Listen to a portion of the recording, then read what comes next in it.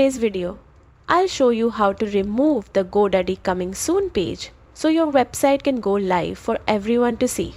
First, open your web browser and go to GoDaddy.com. Log into your account by clicking the Sign In button at the top right and entering your credentials. Once logged in, head to the Websites Plus Marketing section on your dashboard. Find your website and click the Manage button next to it. Next, click Edit Website to open the site builder. In the editor, look for the Publish button in the top right corner. Clicking this will make your site live immediately. If you don't see the button, go to Settings and find Publication Status.